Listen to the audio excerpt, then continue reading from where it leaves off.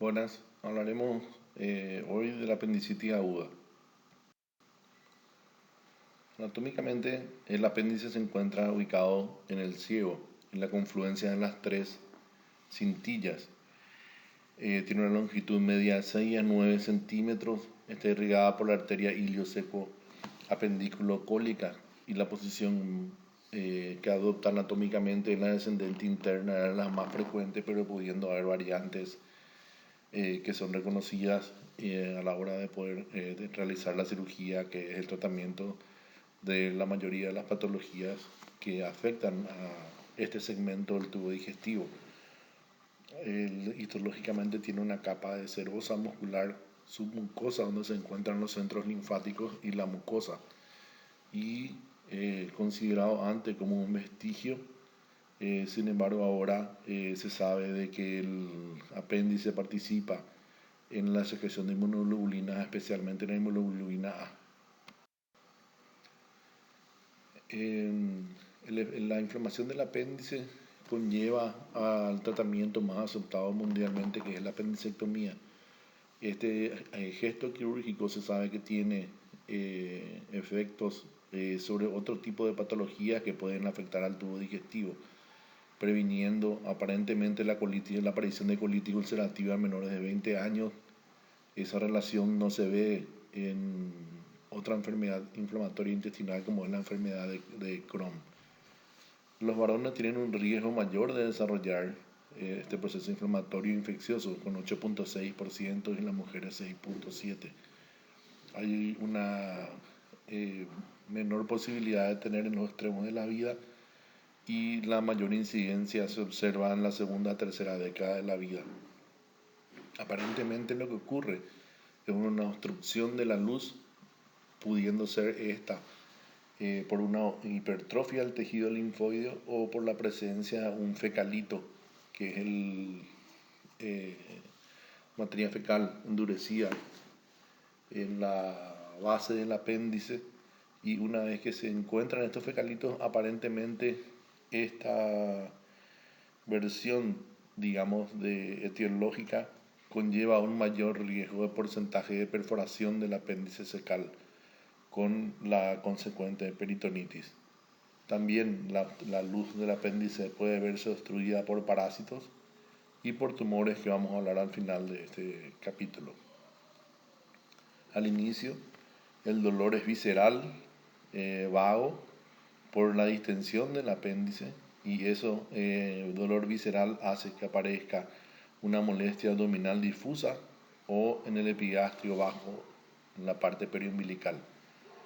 Luego del dolor aparecen las náuseas y los vómitos, y luego el dolor migra, ubicándose en fosa ilíaca derecha ya por comprometimiento de la serosa e irritación del peritoneo. El 60% de los gérmenes encontrados en las inflamaciones del apéndice son anaerobios. Entre ellos están los bacteroides, Escherichia coli, Fusobacterium, más raramente Pseudomonas y Lactobacillus. Desde el punto de vista anatomopatológico, el apéndice puede ser congestivo catarral, en donde existe una obstrucción de la luz con una acumulación de secreción mucosa y una súbita distensión de la luz. Esto genera una obstrucción venosa con acúmulos de bacterias y reacción del tejido linfoide con un exudado plasmoleucocitario, con edema y congestión de la serosa. Luego evoluciona a una apendicitis flegmonosa o supurativa, en la que aparecen pequeñas ulceraciones en la mucosa con destrucción de la misma por invasión de enterobacterias, con un exudado ya mucopurulento en la luz. Existe infiltrado de neutrófilos y eosinófilos en la pared, y la serosa ya se presenta congestiva, rojiza, edematosa, con un exudado fibrino purulento pero sin perforación del órgano. Y en la apendicitis gangrenosa o necrótica ya hay una anoxia de los tejidos, mayor virulencia en las bacterias, aumento de la presencia de anaerobios. La superficie ya tiene un color púrpura o verde grisáceo, con microperforaciones y aumento del líquido peritoneal con tendencia a que éste sea purulento. Y en la apendicitis perforada, en general, esta perforación se da en el borde antimesentérico adyacente al fecalito cuando éste se encuentra presente y líquido francamente purulento. Eso ya desarrolla una peritonitis, un absceso periapendicular o un plastrón apendicular, que vamos a hablar también un poco más adelante qué implica este diagnóstico. Los síntomas, generalmente a las 6 horas empieza con un dolor periumbilical o abdominal difuso que luego se localiza en fosa ilíaca derecha. Esta secuencia es conocida como cronología de Murphy. O bien puede iniciarse directamente en fosa ilíaca derecha y ir progresando en intensidad con las horas. Luego del dolor aparecen las náuseas, los vómitos y la anorexia. Es importante destacar esta secuencia, ya que el dolor es la primera expresión de la aparición de la apendicitis. Luego se presenta sensación de tener gases, diarrea, que puede ser ya por colección purulenta en el fondo del saco de Douglas posterior a una perforación.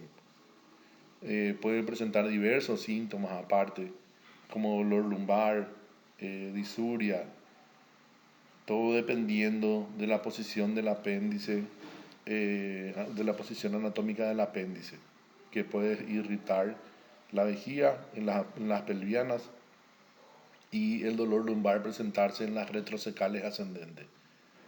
Existen muchos signos que se pueden buscar y ubicar en la apendicitis aguda y en la peritonitis debido a la perforación del apéndice cecal. Vamos a hablar de algunos de ellos y tocar, y no todos porque son muchos, más de 20 de lo que se describe en la literatura. Al inicio existe una poca alteración de la temperatura y el pulso se mantiene normal, pero a medida que va aumentando el dolor, el pulso se acelera.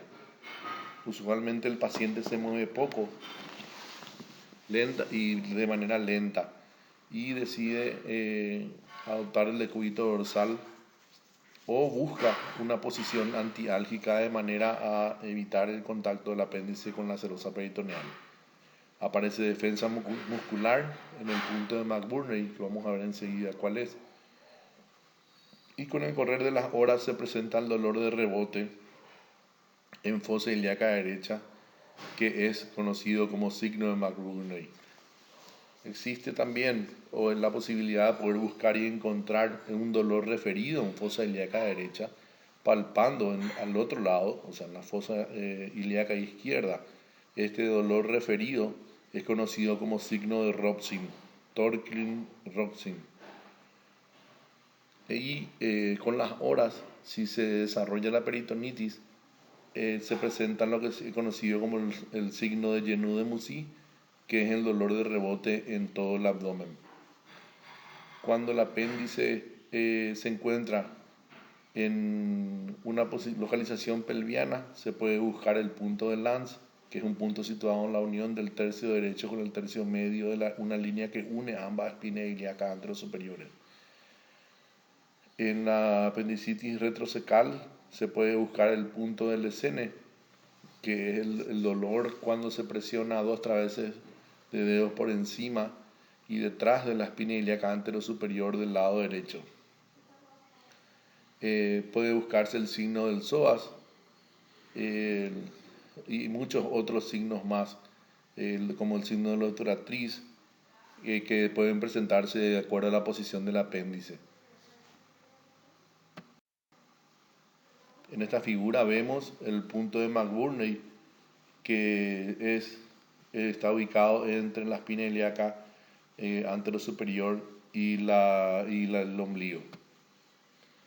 Para poder diagnosticar en la apendicitis aguda y facilitar el diagnóstico, se hicieron también unos scores local e internacionalmente ya conocidos, sobre todo el de Alvarado, en el que va hablando si hay poca posibilidad de que sea apendicitis, una posibilidad intermedia en donde se buscaría el diagnóstico de esta patología por imágenes, y alta posibilidad de acuerdo al número o el score que se vaya haciendo por acuerdo a la puntuación. Menos de 3, entre 4 y 6 y más de 7.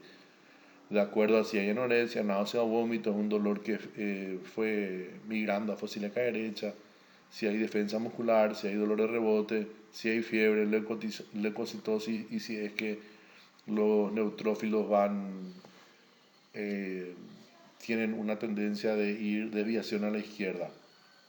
Posteriormente a este score de Alvarado, apareció el score de respuesta inflamatoria del apéndice, que es parecido, aparentemente menos utilizado de manera internacional, y que también habla de baja posibilidad, intermedia y alta posibilidad de una inflamación del apéndice, sugiriéndonos la necesidad de una cirugía o imágenes para confirmar el diagnóstico.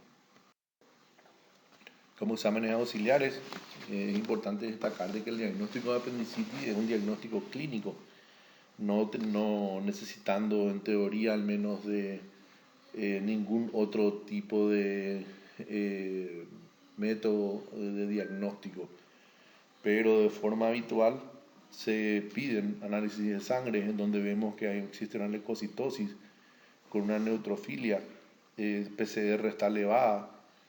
La orina habitualmente es normal, pero si presentan una leucocitosis de 10 o 20 leucocitos por campo, no descarta la presencia de una apendicitis aguda. Si es que existe más de 100 leucocitos por campo, digamos que se llevaría al paciente a una internación con controles, con diagnóstico de infección urinaria, pero sin descartar totalmente el cuadro de apendicitis. Como le dije, el diagnóstico clínico es lo más importante. Las radiografías aportan muy poco, tanto la radiografía de tórax como de abdomen. En los casos de perforación, en la radiografía de tórax podía verse el neumoperitoneo, que es más fácil de identificar que en la radiografía de abdomen. La ecografía abdominal, vamos a hablar más adelante, ayuda al diagnóstico, sobre todo en el caso de las pacientes mujeres, en la que podría ayudar incluso a descartar los diagnósticos diferenciales de etiología ginecológica, así como la tomografía de abdomen y pelvis, que tiene una mayor sensibilidad y especificidad que la ecografía abdominal. La ecografía tiene una sensibilidad entre el 55 y el 96% y una especificidad entre el 85 y el 98%. Acuérdense de que esto es un estudio operador dependiente y equipo dependiente, pero es rápido, barato, no utiliza contraste, se puede utilizar en las embarazadas y repetir las veces que se necesite. En la ecografía se identifica habitualmente una estructura tubular de fondo ciego, aperistáltica, que tiene un diámetro aumentado y al comprimir con la sonda del ecógrafo normalmente produce dolor, y si hay líquido periapendicular es altamente sugestivo de que el diagnóstico de apendicitis sea certero. Pero también descartar el diagnóstico en un apéndice fácilmente comprensible, sin dolor y con un diámetro menor a 5 milímetros. La tomografía, una sensibilidad y una especificidad marcadamente superior, puede ver el apéndice con una pared engrosada mayor a 5 milímetros, infiltrado la grasa periapendicular, un engrosamiento del meso, la presencia de una colección líquida periapendicular o líquido libre en el abdomen, incluso en la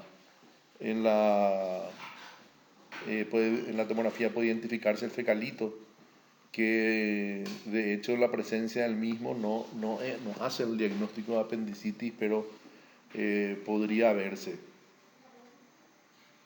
Tiene el inconveniente de que idealmente no se debería usar en el embarazo. Los pacientes están expuestos a rayos, es caro, y aunque actualmente existen muchas partes tomógrafos, no está tan presente en todos los sitios como si tal vez esté el ecógrafo.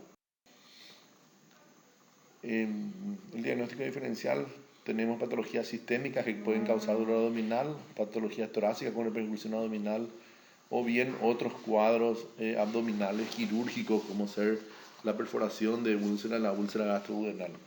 Habitualmente, la inflamación del apéndice puede haber diagnósticos diferenciales con problemas propios del apéndice, como tumores o el mucosele, el cáncer de colon, sobre todo en la ubicación del ciego que esté roto o abscedado, una diverticulitis del colon sigmoide con un colon sigmoide redundante que llega hasta la fosa ilíaca derecha, enfermedad de Crohn, obstrucción intestinal, incluso en las colecistitis con unas vesículas muy grandes, cuyo fondo podría caer hacia la fosa ilíaca derecha, la adenitis mesentérica, que sobre todo se presenta en niños, la gastroenteritis, pueden haber evangilaciones intestinales, la úlcera duodenal perforada, en la que sabemos de que en las perforaciones al inicio el líquido duodenal podría caer por la gotera parietocólica derecha, simulando perfectamente una apendicitis. En los cólicos renales, las infecciones urinarias, sobre todo en las mujeres, y en el caso de mujeres, como hablamos recién, todo lo que sean las patologías ginecológicas, como las enfermedades pélvicas inflamatorias, embarazo ectópico, ruptura de quistes de ovario, o simplemente el hecho de la ovulación, un quiste de ovario que esté torcido, o abscesos tubováricos. Y existen también otros múltiples diagnósticos que podrían llegar a simular a la apendicitis aguda prácticamente de manera idéntica, que llegan a la realización de cirugías que tal vez no sean necesarias en ese momento. Como parte de la evolución de la apendicitis, sabemos que podrían desarrollarse el plastrón apendicular, que es una forma de presentación, digamos, con las horas se va desarrollando. Lo que se forma es una masa inflamatoria que viene a envolver, digamos, al apéndice perforado, de manera a intentar evitar con eso la propagación o la extensión de la inflamación y la infección a todo el abdomen. El apéndice está envuelto por intestino delgado y epiplom, y puede también participar el colon sigmoide cuando es muy redundante, pero habitualmente el epiplom y el intestino delgado envuelven y forman una masa tumoral inflamatoria alrededor del apéndice. Clínicamente se presenta como una apendicitis, lógicamente porque es una apendicitis perforada, y tiene, aparte en la palpación, el examen físico, en la palpación, encontrar la masa, se encuentra el signo de Delbet, que es la falta de espacio como para poder hundir la mano, digamos, entre la espina ilíaca anterosuperior y la masa. Cuando está pegado es el signo de Delbet, sin espacio para poder meter la mano entre la masa inflamatoria y la espina ilíaca anterosuperior. El manejo del plastrón apendicular es bastante controversial. Digamos que si el paciente tiene menos de 3 días de evolución, se le podría proponer cirugía. Esta cirugía consiste en una liberación de las adherencias y una apendicectomía que tiene la ventaja de poder resolver el cuadro de manera inmediata, digamos, liberando al paciente de la internación, de una internación prolongada y una antibiótico-terapia también prolongada. Esta cirugía podría no realizarse en los días en los que el plastrón apendicular ya tenga más de 72 horas.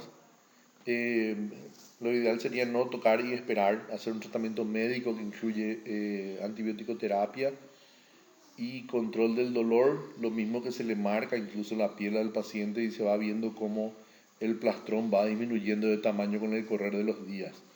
Como dije antes, el manejo médico del plastrón apendicular puede ser exitoso, pero conlleva una internación más prolongada y una antibiótico-terapia parenteral prolongada mientras esto se va refiriendo, se va resolviendo.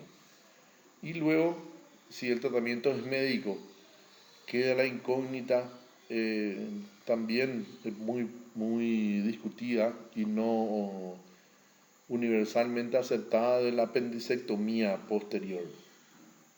Digamos que en un paciente ya sin dolor, sin molestia, totalmente recuperado, 6 a 8 semanas después de la cirugía, después del tratamiento médico, llegar a la cirugía.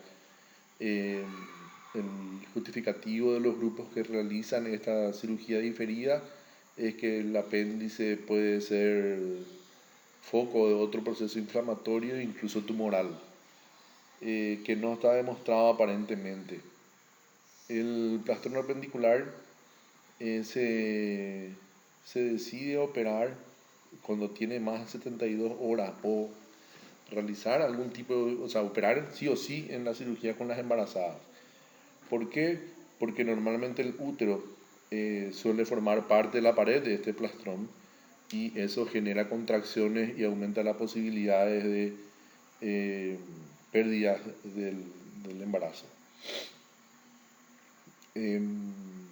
También se opera en los cuadros de obstrucción intestinal mecánica cuando el asa que viene a formar parte del plastrón se obstruye. Y los plastrones apendiculares que se abscedan también requieren de una intervención, podría no ser quirúrgica, podría ser un drenaje percutáneo del absceso, intentando así no operar al paciente. Existen cuadros o situaciones especiales en los pacientes con apendicitis aguda.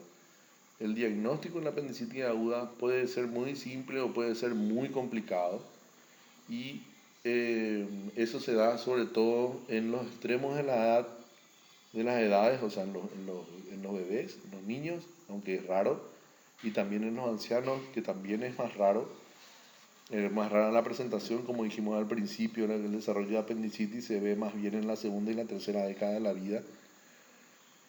Y en embarazadas también crea una situación especial por el aumento del tamaño del útero, aumenta la dificultad diagnóstica. En el caso de los ancianos, la presentación es más atípica, hay más diagnósticos diferenciales, hay también dificultad en la comunicación muchas veces si es que tienen Alzheimer o ya tuvieron algún tipo de accidente cerebrovascular que impide una comunicación fluida con ellos.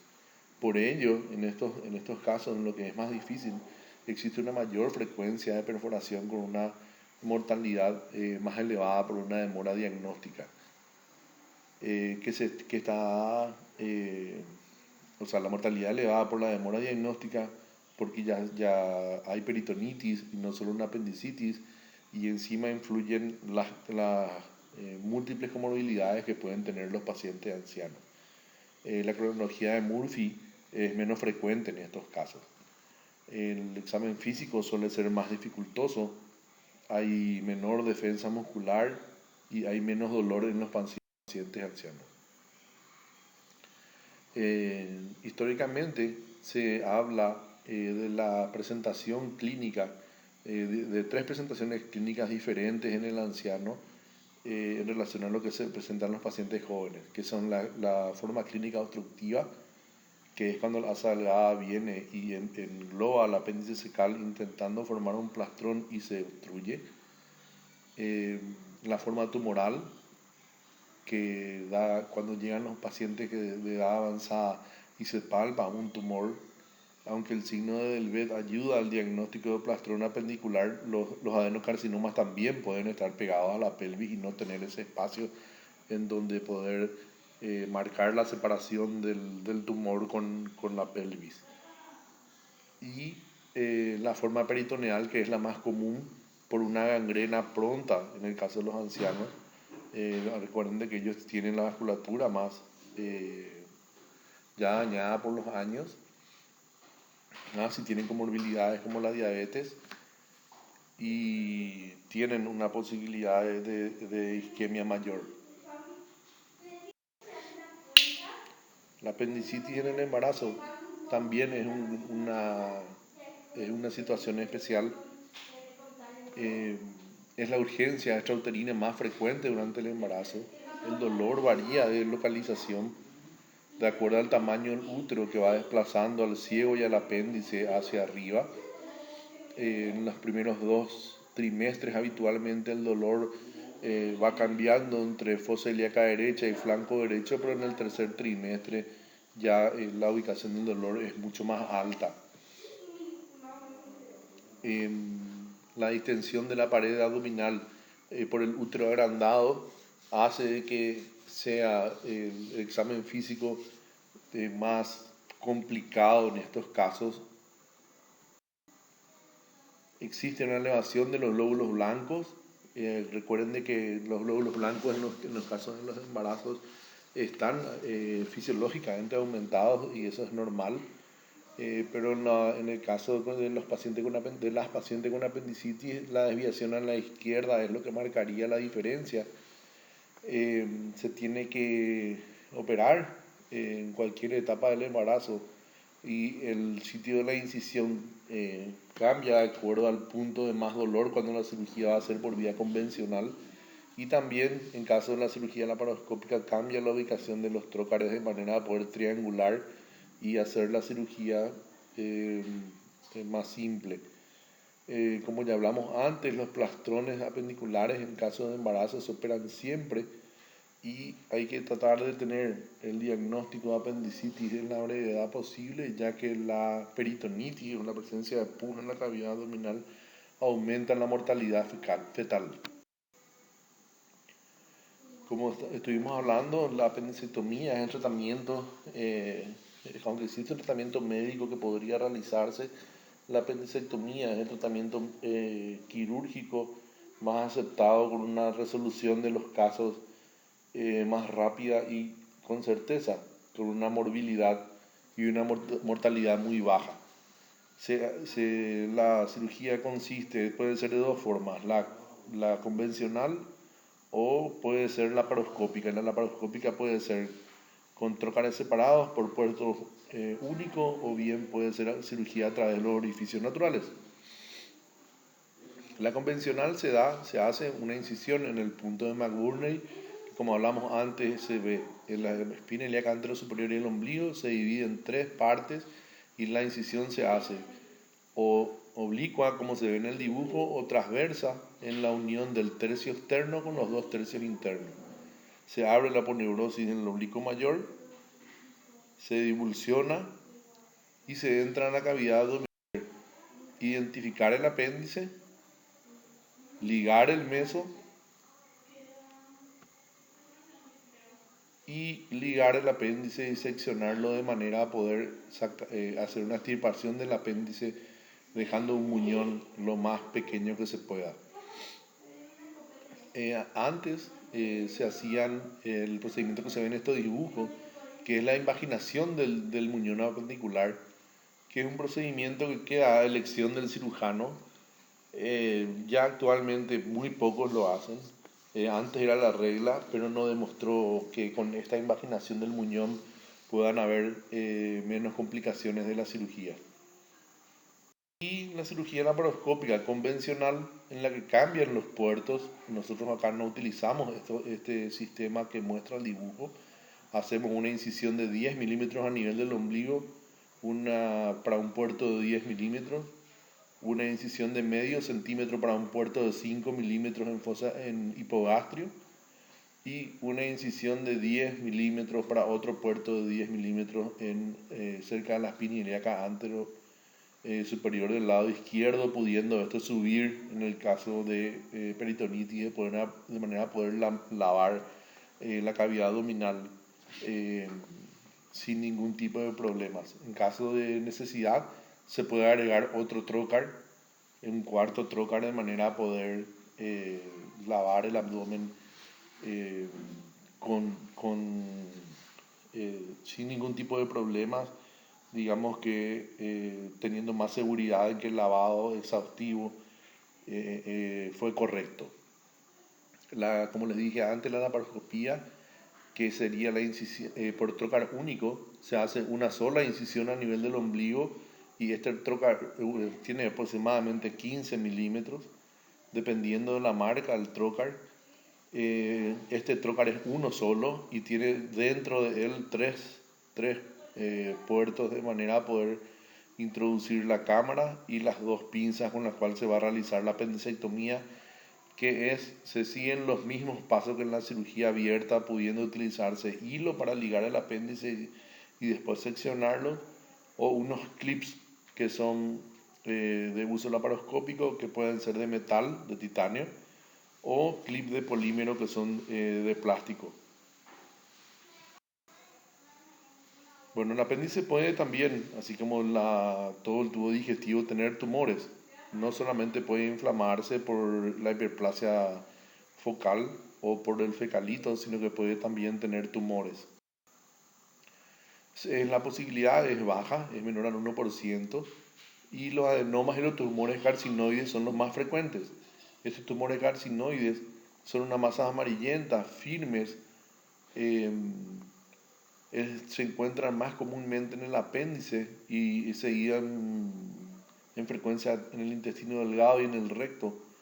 Normalmente son tumores de hallazgo casual, desarrollan un síndrome carcinoide la mayor parte de las veces cuando ya hay metástasis, y aunque podría causar una apendicitis, es rara, ya que normalmente estos tumores se encuentran más hacia la punta.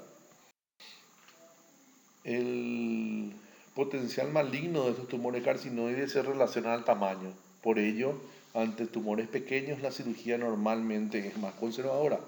Tumores de menos de 1 centímetro normalmente no tienen una extensión a distancia ni local. Por ello, a este tipo de tumores de menores de 1 centímetro, lo que se le hace simplemente es una apendicectomía. Los tumores más grandes, lo que se intenta es hacer un vaciamiento ganglionar y resecar el tumor entero, y para ello ya se va a una colectomía derecha que asegura, entre comillas, el vaciamiento ganglionar correcto y la extracción del tumor en su totalidad. Se hace esta colectomía derecha en los pacientes que tenemos que tienen ganglios aumentados de tamaño, en los que el tumor se encuentra hacia la base, que es la minoría, o en los que se encuentran infiltrando el mesoapéndice incluso. El apéndice puede tener adenocarcinomas, como todo el tubo digestivo, aunque es raro.